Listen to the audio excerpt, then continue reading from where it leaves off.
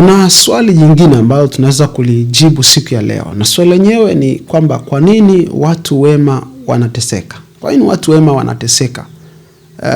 Tulingetegemea kwamba kwa kuwa mtu anamwabudu Mungu, anaamua kutenda mema, basi mema yaje kwake. Sasa inakuwaje mtu anapomwamini Mungu na kumtegemea na kumfanya kinga yake na bado kujitahidi kufanya mema, lakini ndiye anakumbwa na masaibu mengi?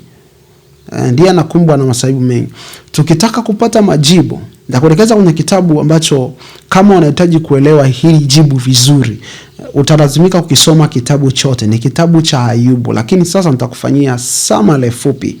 Yaani kwa maana katika majibu yangu sehemu kubwa itatoka kwenye kitabu cha Ayubu, ambacho kitabu cha Ayubu kinaaminika kimeandikwa na Musa katika kujibu swali kama hili: kwa nini mabaya yanawakuta watu wema?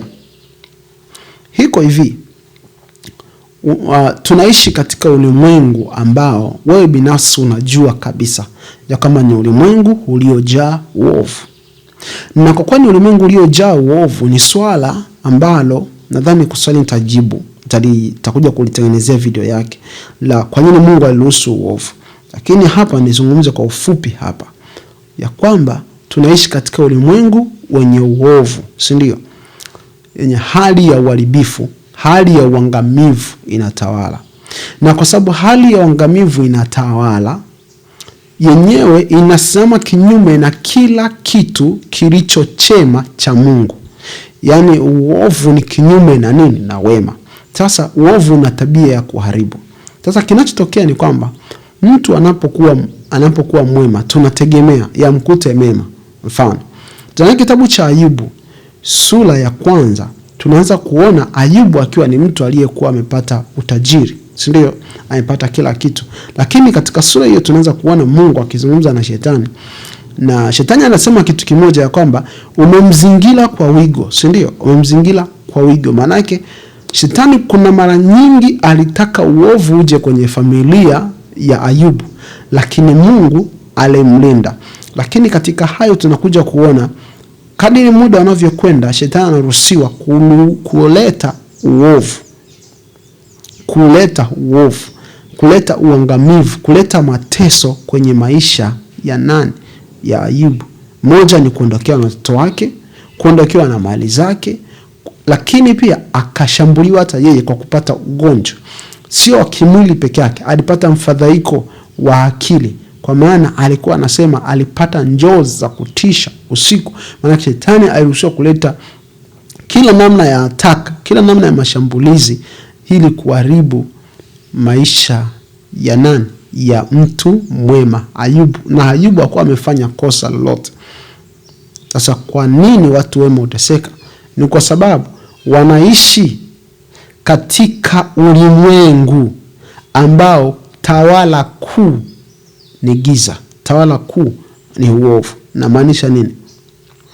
Mungu anapokuwa na utawala kamili, si ndio, uovu hauna nafasi. Ukiona uovu una nafasi, Mungu hana tawala kamili.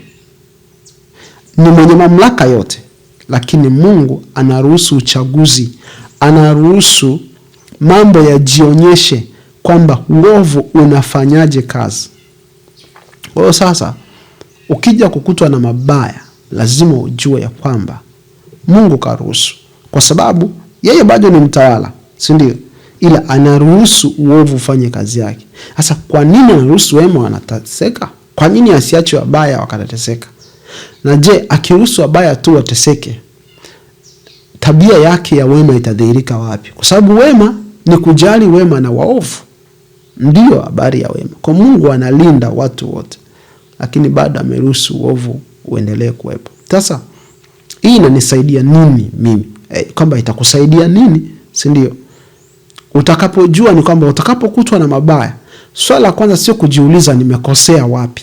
Mara nyingi sana wanadamu tunapokuta na mabaya, kitu cha kwanza ni nimekosea wapi. Na shetani anakuwa mjanja katika hili, kwa sababu anapogundua umekutwa na baya, ameleta yeye, kitu cha kwanza anachokileta kwenye akili yako, ulikosea mahali fulani. Yes, inawezekana kosa lako ndio limefungua mlango na yeye kukushambulia. Lakini Tutambue hata usipokosea mabaya yatakuja, kwa sababu ni asili ya mabaya kuwepo hapa, yamesharuhusiwa kuja. Kwa hiyo yataharibu, ufanye wema, ufanye ubaya. Kwa unachohitaji ni kujua kama nini tumaini lilopo ng'ambo ya huu ubaya. Kwa hiyo ubaya upo, utakukuta wema na nzuri. Lakini nienda kwenye jibu lingine. B yake. Wema wanateseka kwa sababu pia wanashambuliwa na shetani. Katika wema wao unaharibu kila ambacho shetani alitaka kiwepo. Kwa maana hiyo wanashambuliwa kwa kila namna ili wamwache Mungu. Na Mungu sasa anaruhusu hiyo hali iwakute ili kuthibitisha pia ya kwamba imani yao kwa Mungu sio kwa sababu amewatendea mema, bali ni kwa sababu ya vile alivyo na mahusiano yao wao na Mungu. Kwa shetani anashambulia watu wema ili waone Mungu ni mbaya, wasimwabudu. Wakati wa Mungu anaporuhusu washambuliwe ni ili kuthibitisha imani yao ya kwamba wao mahusiano yao na yeye hayategemei mema, bali yanategemea mahusiano na uaminifu wake kwao, kwamba kuna wakati utafika, kama Ayubu anaposema muda utafika pasipokuwa na mwili huu nitamuona yeye. Kama muda utafika, wana imani, maovu yatakomeshwa na wao wataishi ulimwengu mwingine pamoja na yule ambaye amewakomboa, na wawe na maisha mengine mazuri yasiyokuwa na hofu, yasiyokuwa na dhambi, yasiyokuwa na maumivu wala machozi. Kwa hiyo wanatazamia nchi nyingine, wanatazamia mji mwingine. Sasa ninavyosema kitabu cha Ibrania sura 11, kwa hiyo wanatazamia mji mwingine. Kwa sasa uovu utatokea utakapoamua kumcha Mungu, ukawa na maombi asubuhi na jioni. Ni kweli kuna baadhi ya mabaya yatazuiliwa kwa asilimia kubwa, lakini kuna mengine yataruhusiwa. Kwa hiyo kuwa mwema hakugarantii, hakukupi uhakikisho ya kuwa hautakuja kukutwa na mabaya. Unaweza kufiwa, unaweza kuharibikiwa, unaweza kupoteza, unaweza kufanya yoyote. Wewe amua kumwabudu Mungu, sio tu kwa sababu unahitaji mema.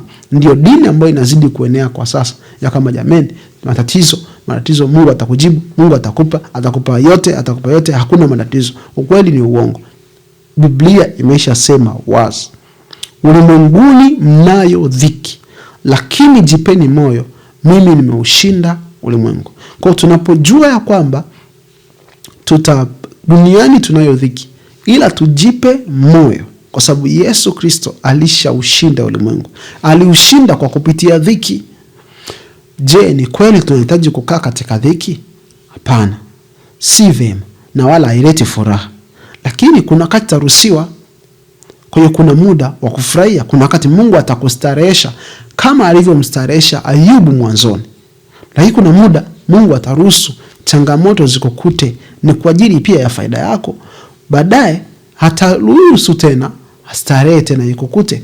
Lakini tujue nyakati zitakapokwenda mambo yatakuwa magumu, lakini kuna wakati tutafika ambako historia hii ya dunia itakoma. Basi tuwe na imani, tutaingia katika ulimwengu ambao ni starehe kabisa na isiyokuwa na mwisho. Hakuna kifo, ni pale Yesu atakaporudi. Kwa tumaini lilopo kwa watu wema ni nini? Ni kutenda wema kwa sababu ni tabia yao kutenda wema, na kusubiri Mungu ndiye aamue hatima yao na mambo anayotaka yawakute. Yesu hakuwa na dhambi, hakuwa na kosa, hakuwa na doa, lakini yalimkuta mabaya. Aliyemsaliti ambaye ni Yuda Iskariote, alimfanyia jambo gani baya ambalo lingelimtosha Yuda Iskariote kumsaliti Yesu? Hakuna. Waliokuja kumtesa, wale Wayahudi, wale Warumi, si ndio? Wale maaskari waliomtesa, hivyo walimtesa kwa sababu kawakosea nini? Walimpiga ngumi wengine za usoni, akamtemea mate usoni. Aliwakosea nini? Sikuna aliyokwenda kumkamata, walikatwa sikio mmoja hapa, alikatwa sikio Malko, alikatwa sikio na Petro, na Yesu akarudisha lile sikio. Hivi kwa akili ya kawaida huyu mtu angeitosha kuendelea kumkamata Yesu? Lakini bado aliendelea na moyo wao. Kwa hiyo uamini ya kwamba hata ukimcha Mungu haizuii mabaya kuja. Kwa asilimia kubwa yatazuiliwa mengi, lakini haimaanishi una asilimia 100 ya kuzuiliwa mabaya yasipite katika nyumba yako, katika maisha yako. Yasizuia kama yazuiliwe magonjwa. Kwa hiyo ukiona hujapata magonjwa, sio kwamba wewe ni mwema sana. Kuna watu wengine pia ni wabaya, lakini wanaishi maisha mazuri, na wakati mwingine mpaka wanazeeka. Ni swali hilo ambalo wamejibu. Ayubu anauliza, mbona kuna watu, kwa sababu wale marafiki zake walidhani kama mwovu ndiye anakuta na mabaya. Sasa lakini Ayubu anawauliza swali, anawaambia, lakini mbona kuna watu ambao mpaka wanazeeka watoto wao wanaishi maisha mazuri, wakati walikuwa ni mabaya kuliko kawaida. Inatupatia majibu ya kwamba tunahitaji kumwamini Mungu bila kujali mabaya yanayokuta. Mungu ni mwema kwa wema na wabaya. Hatima ya maisha yetu ndio itakayoamua ya kama tutaendelea kuishi ama tutakufa na kupotea kabisa. Utakie siku njema. Ikiwa na swali jingine kama hili, andika kwenye comment. Lakini unaweza kuwa na jibu, unaruhusiwa kuandika kwenye comment, nami nitakuja kulijibu kwa kadri ya neema ya Mungu. Utakie siku njema. Amen.